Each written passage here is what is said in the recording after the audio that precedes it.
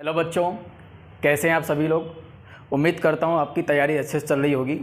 और आपको जैसे कि पता है कि हर स्टेट बोर्ड के एग्ज़ाम्स मार्च में स्टार्ट हैं और जो सीबीएसई जो एग्ज़ाम है वो एंडिंग ऑफ फेब से स्टार्ट है। और मुझे लगता है आपकी तैयारी अच्छे से चल रही होगी।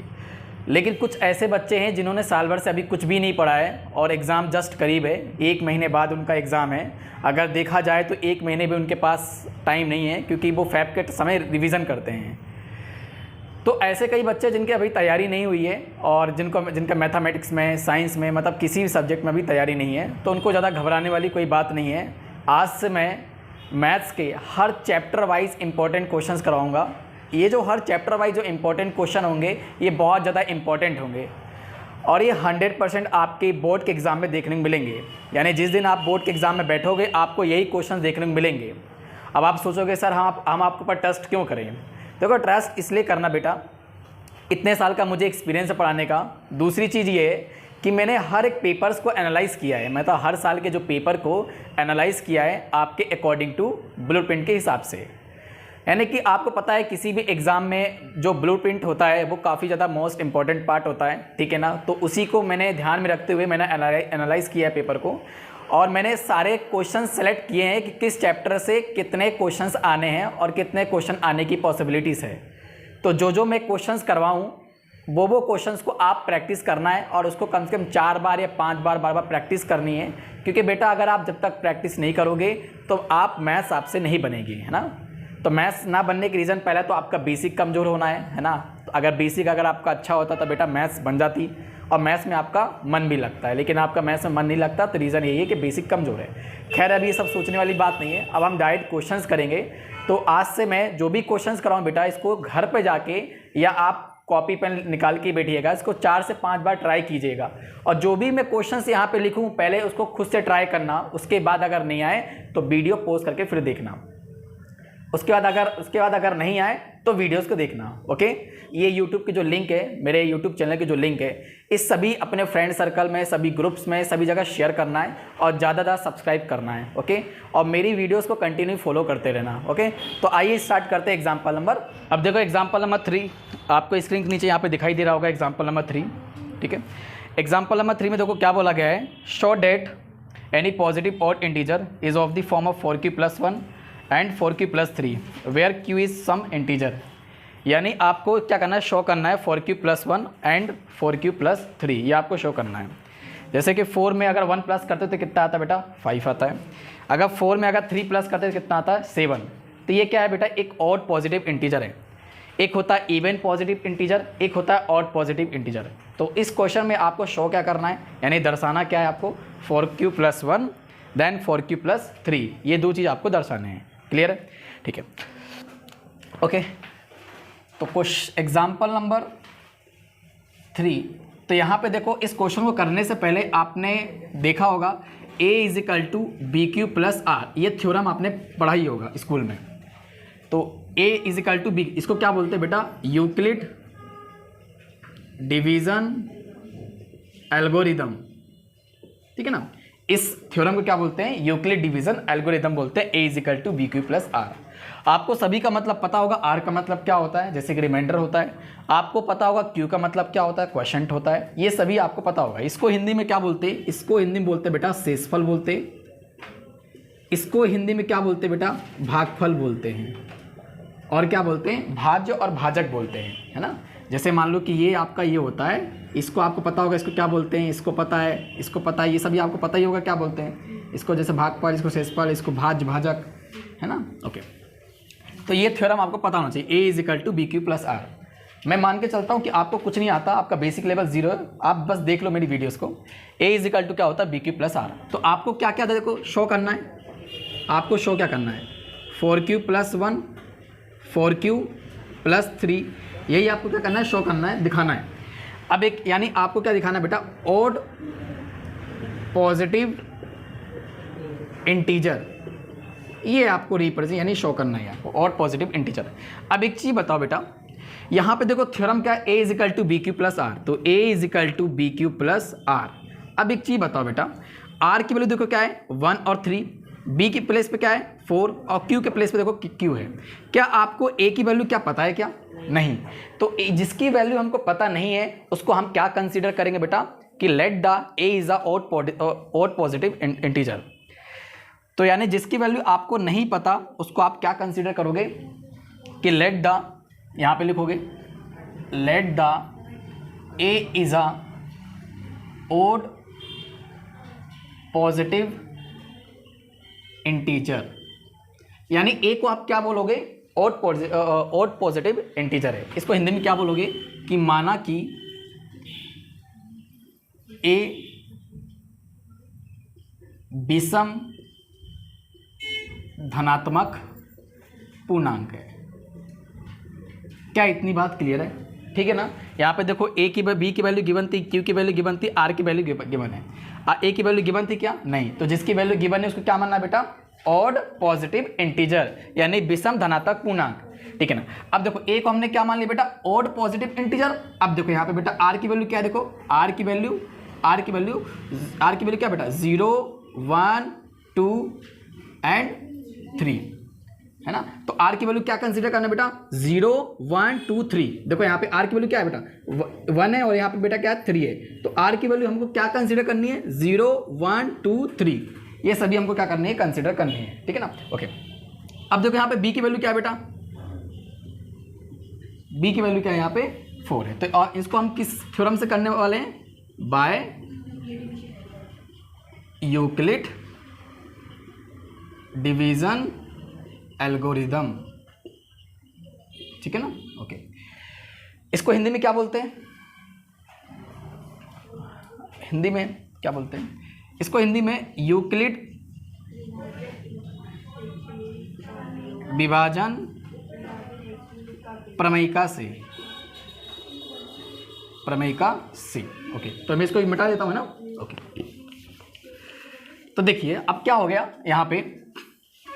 अब यूक्लिड डिवीजन एल्गोरिथम क्या होता है? a is equal to B Q plus R, और यहाँ पे r की जो वैल्यू होती है बेटा वो क्या होगी? यहाँ पे 4 से क्या होगी?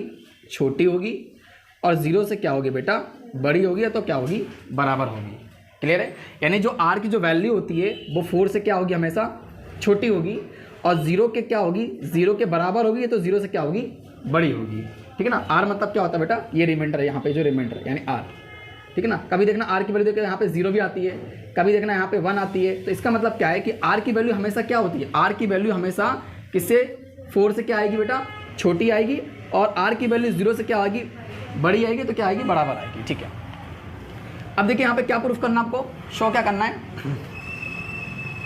Show that 4q + 1 and 4q + 3, ये शो करना है।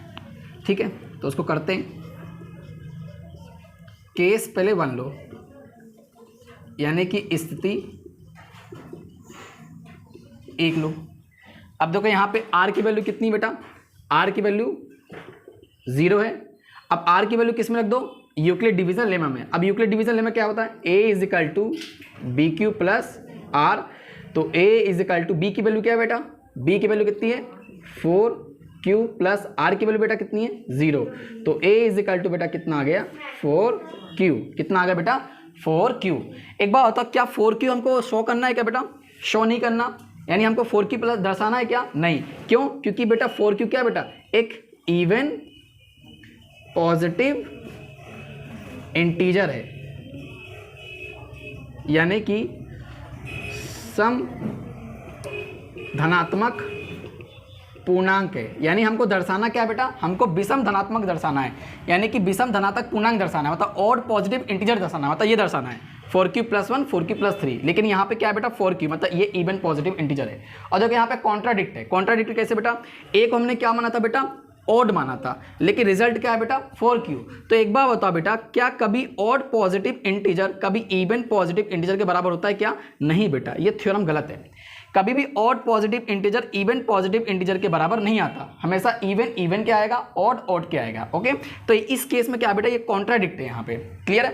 तो आपको देखो, आपको ये शो नहीं करना, आपको सिंपल से क्या कर देना है? a is equal to 4q यहाँ पे लिख देना है, और यहाँ पे रीजन दे देना है क्यों? ये इवन पॉजिटिव इंटीजर है। ओके।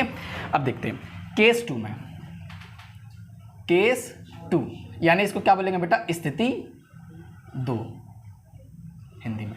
देखो यहाँ पे r की वैल्यू हमने क्या रखा था बेटा 0, अब r की वैल्यू क्या रखेंगे बेटा 1, किस में रखेंगे a is equal to B Q plus r, तो a इजिकल टू b के प्लेस पे देखो b की वैल्यू बेटा कितनी है 4, तो b के प्लेस पे क्या रखेंगे 4 और q एज इट इज। अब देखो यहाँ r है तो r की वैल्यू बेटा कितनी है 1, तो a is equal to 4q plus 1, तो यहाँ पे देखो क्या हो रहा है बेटा कॉन्ट्राडिक्ट हो रहा है क्या, नहीं हो रहा है, क्योंकि a को क्या माना है ऑड पॉजिटिव इंटीजर और रिजल्ट क्या है बेटा ऑड पॉजिटिव इंटीजर, मतलब ऑड के क्या होता है बराबर होता है। और देखो यही चीज हमको शो करना था 4q प्लस 1, देखो आ गया ना, इसको इक्वेशन क्या नाम देंगे बेटा फर्स्ट, और लिख देंगे ऑड पॉजिटिव इंटीजर, यानी कि विषम धनात्मक पूर्णांक।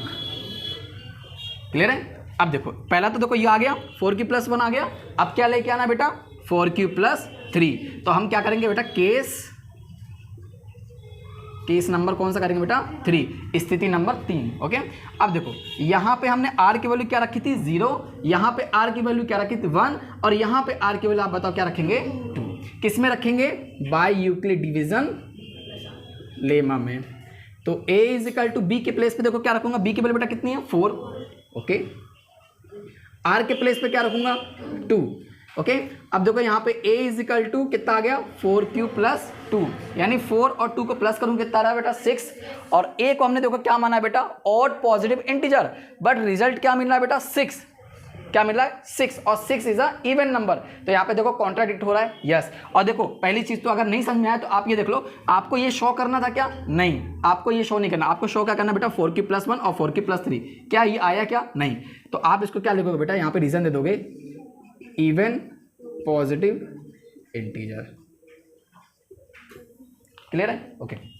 अब देखो केस नंबर क्या करोगे बेटा केस नंबर 4, अब r की वैल्यू क्या रखोगे 3, तो a is equal to B Q plus r, तो a is equal to B Q, r की वैल्यू बेटा कितनी है 3, तो a is equal to 4q plus 3, और देखो यही हमको क्या करना था बेटा शो करना था, इसको इक्वेशन नंबर क्या डाल दो सेकेंड, और यहाँ पे लिखो क्या बेटा ऑड पॉजिटिव इंटीजर। क्लियर है। तो देखो यहाँ पे बहुत ही इजीली तरीके से आ गया, हमने स्टेप बाय स्टेप किया। पहले देखो यहाँ पे क्या किया, a को हमने क्या माना ऑड पॉजिटिव इंटीजर। अब देखो r की वैल्यू क्या ली, r की वैल्यू हमेशा क्या होती है बेटा b से क्या होती है छोटी होती है। जैसे देखो b की वैल्यू अगर मान लो कि 5 है, b की वैल्यू 5, तो r की वैल्यू क्या होगी 0 1 2 3 4। अब जैसे b की वैल्यू बेटा कितनी 6 है, तो r की वैल्यू कितनी होगी 0 1 2 3 4 5। अब जैसे b की वैल्यू बेटा कितनी 7 है, तो r की वैल्यू कितनी होगी 7 से छोटी यानी 6 तक होगी। क्लियर है। तो यहाँ पे देखो b की वैल्यू बेटा कितनी थी 4, तो r की वैल्यू क्या होगी 0 1 2 3। ओके, तो इसको किससे करना बेटा बाय यूक्लिड डिवीजन एल्गोरिदम से करना। अब एल्गोरिदम थ्योरम क्या होती है a is equal to B Q plus R होती है। ओके, तो हमने देखो इसी का यूज किया। हमको क्या शो करना है 4q plus 1 and 4q plus 3। देखो हमने केस 1 में क्या किया, केस 1 में r की वैल्यू हमने 0 पुट किया, लेकिन किसमें पुट किया बेटा इस थ्योरम में पुट किया a is equal to B Q plus R. तो r के प्लेस पे 0 पुट किया तो कितना 4q प्लस 0 कितना हो गया बेटा 4q। लेकिन देखो यहाँ पे बेटा कॉन्ट्राडिक्ट हो रहा है, मतलब विरोधाभास हो रहा है ना, तो इसलिए क्या हो गया बेटा ये इवन पॉजिटिव इंटीजर है। केस नंबर 2 में देखो r की वैल्यू क्या रखा हमने, क्या रिजल्ट क्या है बेटा a is equal to 4q plus 1, और देखो हमको यही शो करना था, देखो आ गया। केस 3 में हमने देखो क्या रखा, r की वैल्यू क्या रखा 2 रखा, तो हमको देखो रिजल्ट क्या मिला 4q प्लस 2। क्या हमको ये शो करना है क्या बेटा, देखो नहीं करना। ओके, आगे बढ़ जाओ। केस नंबर 4 में देखो r की वैल्यू आपने 3 रखा, तो क्या है बेटा a is equal to 4q plus 3, और देखो यही आपको शो करना है यस। तो आपने इसको क्या बोल दिया इक्वेशन बोल दिया। अच्छा, इक्वेशन क्यों बोला, क्योंकि आपको ये क्या करना है बेटा शो करना है। जिसको आप शो करोगे उसको आप क्या बोलोगे इक्वेशन नाम दे दोगे, और यहाँ पे लिख दोगे ऑड पॉजिटिव इंटीजर है। क्या है ऑड पॉजिटिव इंटीजर है। क्लियर है बात, इतनी बात समझ में आई। ओके, इसको कॉपी कर लो।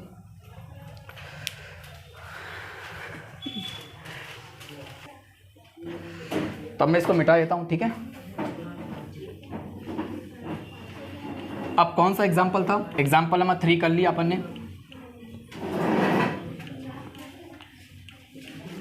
अब कौन सा एग्जाम्पल है बेटा एक्सरसाइज 1.1 तो डिलीट हो गई, इसको आपको नहीं करना है, ठीक है ना। अगर आप प्रैक्टिस करना है तो एक्सरसाइज 1.1 का क्वेश्चन नंबर 2 प्रैक्टिस कर सकते हैं। जैसा मैंने अभी करवाया ना सेम मेथड यही है, सेम मेथड। देखो यहाँ पे b की वैल्यू बेटा कितनी है 6, तो आर की वैल्यू क्या मानना है बेटा, बी से छोटा, यानी 0 1 2 3 4 5। क्लियर है? केस 1 केस 2 केस 3 केस 4 ऐसे करके चलते जाओगे, और तब तक करना जब तक बेटा क्या आना है 6 cube plus 1 and 6 cube plus 5, तब तक ये करते रहना है। क्लियर है बात? अब एग्जाम्पल नंबर नेक्स्ट बताओ कौन सा करना है? एग्जाम्पल नंबर 6 करना है।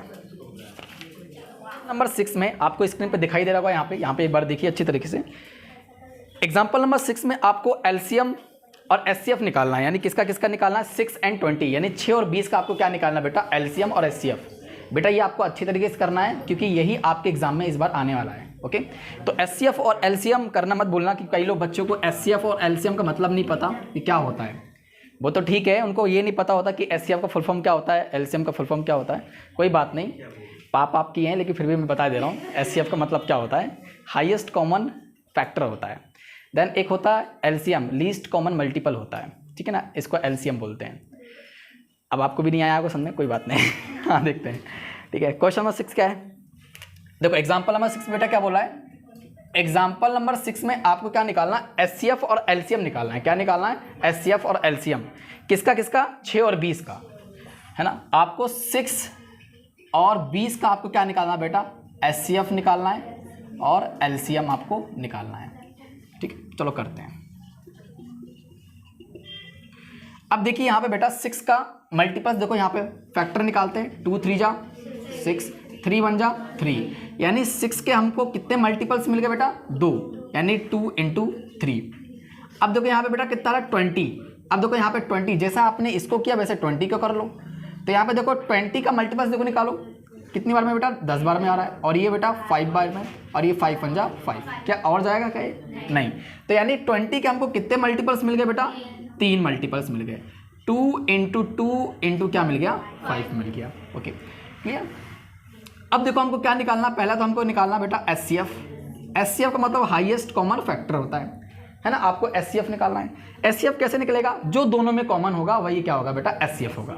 देखो बेटा जैसे 2 यहाँ भी है और 2 बेटा क्या है, यहाँ भी है, दोनों में 2 कॉमन है, तो 2 क्या हो, देखो 1 निकल गया, 2 क्या निकल गया बेटा, कॉमन निकल गया, और ये जो 2 कॉमन निकला है यही आपका क्या कहलाएगा बेटा, एचसीएफ कहलाएगा।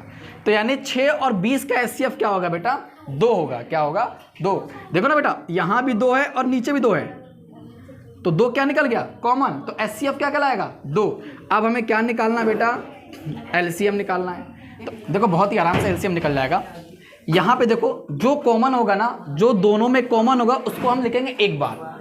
आप ये देखो यहाँ पे 2 यहाँ भी है, 2 यहाँ, तो 2 क्या निकल गया बेटा, कॉमन, 2 को एक बार लिखेंगे। अब देखो यहाँ पे क्या है बेटा, 3, अब यहाँ क्या है बेटा 2, और यहाँ पे क्या है बेटा 5।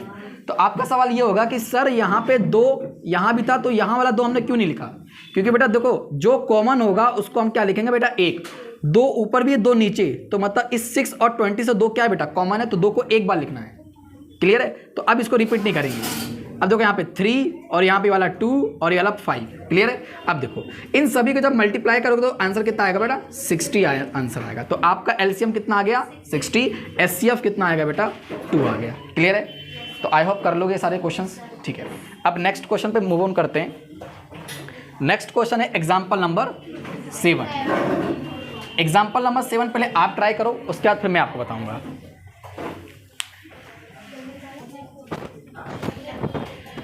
अब आओ एग्जाम्पल नंबर 7 पे, देखो स्क्रीन पे आपको दिखाई दे रहा होगा एग्जाम्पल नंबर 7। तो एग्जाम्पल नंबर 7 में आपको क्या बोला है, 96 और 404 का आपको क्या निकालना है, फैक्टराइजेशन मेथड से आपको एचसीएफ और एलसीएम की वैल्यू निकालनी है।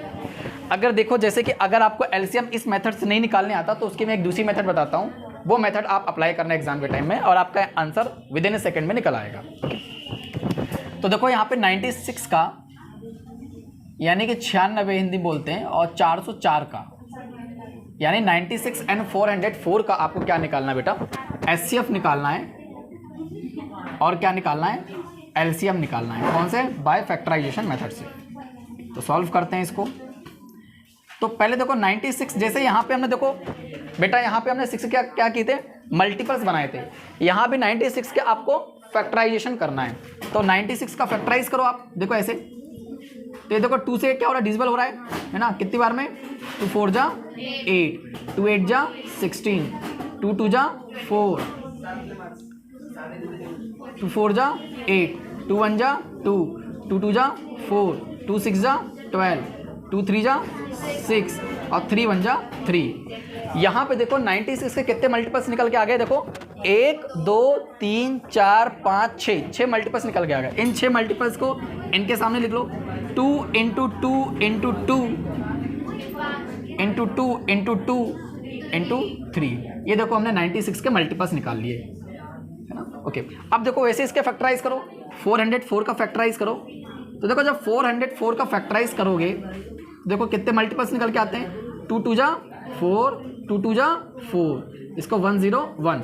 अब 101 किसी के टेबल में आता है क्या? नहीं, ये खुद के टेबल में आता है। तो 101 खुद के टेबल में आता है, कितनी बार में आता है? एक बार में आता है।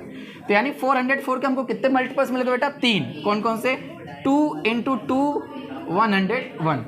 अब क्या निकालना है बेटा? आपको एचसीएफ निकालना है। क्या निकालना है? एचसीएफ। अब बताओ दोनों में कॉमन क्या है बेटा? देखो 2, एक 2 यहाँ भी देखो और यहाँ भी है, क्लियर है। और एक 2 देखो ऊपर भी है और नीचे भी है, क्लियर है। क्या 101 ऊपर है? नहीं है। ओके, तो देखो एक 2 तो यहाँ से कॉमन निकल गया, मतलब यहाँ से कॉमन निकल गया। और एक 2 देखो बेटा कहाँ से निकल गया? यहाँ से। तो 2 2 जा कितना होगा बेटा? 4। तो 4 क्या होगा बेटा? 96 और 404 का क्या होगा? एचसीएफ होगा। अब क्या निकालना है बेटा? एलसीएम। क्या निकालना है? एलसीएम। एलसीएम जैसे आपने ऐसे किया था वैसे आप कर सकते हो, और अगर आपको ऐसे नहीं करने आता तो एक और ट्रिक बता रहा हूँ, उसके आप देखिएगा। जैसे अगर आपको एलसीएम नहीं निकालने आता तो आप क्या करना, 96 और 404 का, मतलब 96 और 404 का क्या करना? मल्टीप्लाई करना दोनों को, और 4 से क्या कर देना? डिवाइड कर देना। तो जब 96 और 404 का मल्टीप्लाई करोगे तो कुछ वैल्यू निकल के आएगी यहाँ पे, है ना, और उसको 4 से क्या कर देना? डिवाइड कर देना। तो जब आप 4 से डिवाइड करोगे तो आंसर कितना आएगा बेटा? 9696। ये इसका क्या आ जाएगा? एलसीएम आ जाएगा। तो 96 और 404 का एलसीएम क्या निकल के आएगा? इतना निकल के आ जाएगा, 9696। इतना आपका क्या निकल के आएगा बेटा?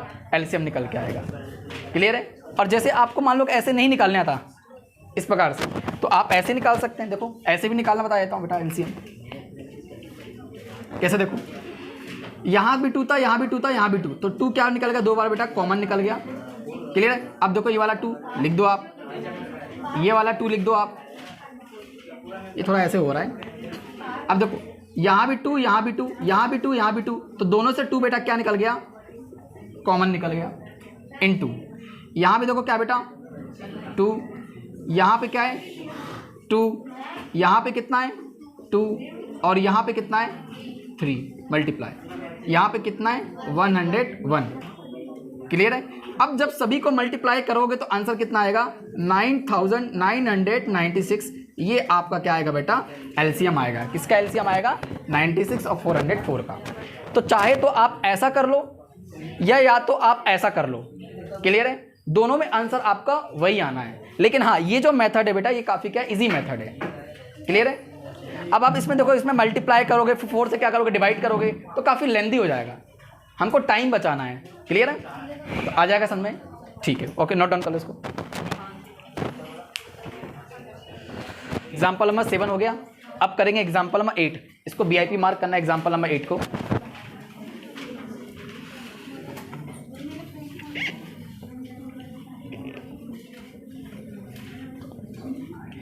एग्जाम्पल नंबर 8 में देखो बेटा क्या है, आपको वही निकालना है, मतलब एचसीएफ और आपको एलसीएम निकालना है। स्क्रीन पे आपको देखो दिखाई दे रहा होगा, आप देखो यहाँ पढ़ सकते हैं हिंदी और इंग्लिश दोनों में। तो एग्जाम्पल नंबर 8 देखो, आपको एचसीएफ और एलसीएम दोनों निकालना है 672 और 120 का, यानी आपको 3 वैल्यूज़ का आपको क्या निकालना है? एचसीएफ और एलसीएम निकालना है।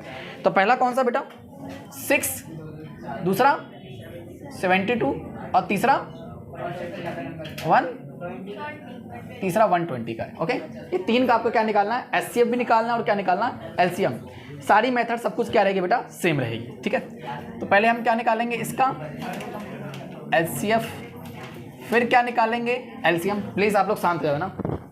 एचसीएफ निकालना फिर एलसीएम। सॉल्व करते हैं इसको। पहले आप 6 का क्या बनाओगे बेटा? 6 का फैक्टराइज करोगे तो कुछ आपको मल्टीपल्स मिलेंगे। उसके बाद 72 का आप क्या करोगे बेटा? फैक्टराइज करोगे तो उसके भी कुछ क्या मिलेंगे? आपको मल्टीपल्स मिलेंगे। उसके बाद 120 का आप फैक्टराइज करोगे, उसके भी कुछ क्या करेंगे, आपको मल्टीपल्स मिलेंगे। तो एक बार आप ट्राई करो, उसके बाद फिर मैं आपको बताता हूँ। ओके, करो आप लोग। अब देखो 6 के आप मल्टीपल्स निकालो फैक्टराइजेशन मेथड से। 2 3 जा 6 और 3 1 जा 3, यानी 6 का आपने फैक्टराइज के कितने मल्टीपल्स निकले, 2 × 3। उसी प्रकार आप 72 का भी निकालो। देखो 2 3 जा 6 और 2 4 जा 2 6 जा 12, उसके बाद 18 टाइम्स में, उसके बाद ये 9 टाइम्स में, उसके बाद 3 3 जा 9 और 3 1 जा 3। तो 72 के कितने मल्टीपल्स निकल गए बेटा, तो यहाँ पर लिख लो 2 × 2 × 2 × 3 × 3। उसी प्रकार आप किसके निकालो, 120 के निकालो। तो देखो ये 60 टाइम्स में जा रहा है, ये 30 टाइम्स में, ये 15 टाइम्स में, ये 5 टाइम्स में और ये 1 टाइम्स में। तो कितने मल्टीपल्स निकल गए, प्लीज़ आप शांत रहो यार। 2 × 2 × 2 × 3 × 5, ये देखो ये किसके निकल के आ गए, 120 के मल्टीपल्स निकल के आ गए। अब आपको क्या निकालना है बेटा, एचसीएफ। क्या निकालना है, तो पहला अटैक आपको एचसीएफ करना है। एचसीएफ कैसे निकालोगे, जो तीनों में कॉमन होगा इस बार।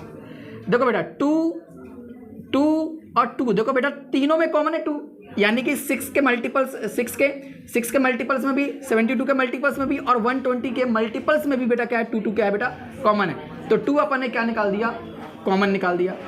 और कुछ कॉमन आ रहा है क्या बेटा, 3। देखो यहाँ पे 3 भी है, यहाँ भी 3 है और यहाँ भी क्या है 3, तो 3 भी क्या निकल गया बेटा, कॉमन। अब देखो और कुछ कॉमन निकल रहा है क्या, नहीं। तो देखो 3 2 जा कितना आ गया बेटा 6, तो 6 जो होगा वो इन तीनों का क्या होगा बेटा, एचसीएफ होगा। उसी प्रकार आप देखो एलसीएम निकाल लो। अब देखो एलसीएम देखो इसमें कैसे निकालेंगे, यहाँ पे देखो यहाँ भी 2, यहाँ भी 2, यहाँ भी 2, तो यहाँ पे देखो 2 कितनी बार कॉमन निकलेगा, 3 बार। 3 बार देखो इस यहाँ से भी, यहाँ से भी, यहाँ से भी 2 कितनी बार निकला, 3 बार। उसके बाद देखो यहाँ पे 3 कितनी बार निकलेगा, 3 3 3, एक 3 तो ये निकल गया और एक 3 देखो ये निकल गया, तो 3 कितनी बार निकल गया, 2 बार। अब देखो 5 कितनी बार है बेटा, 1 बार, तो 1 बार क्या निकल गया, 5। अब देखो 2 2 जा 4, 4 2 जा 8, 8 3 जा 24, 24 का मल्टीप्लाई 3 में करेंगे और उसके बाद जो आंसर जो आएगा उसको 5 का इसमें क्या करो, मल्टीप्लाई, तो आंसर कितना आएगा बेटा, हाँ। अब देखो इन सभी का जब आपस में आप लोग मल्टीप्लाई करोगे तो आंसर कितना आएगा बेटा, 360। तो 360 क्या हो जाएगा बेटा, इस क्वेश्चन का क्या हो जाएगा आंसर।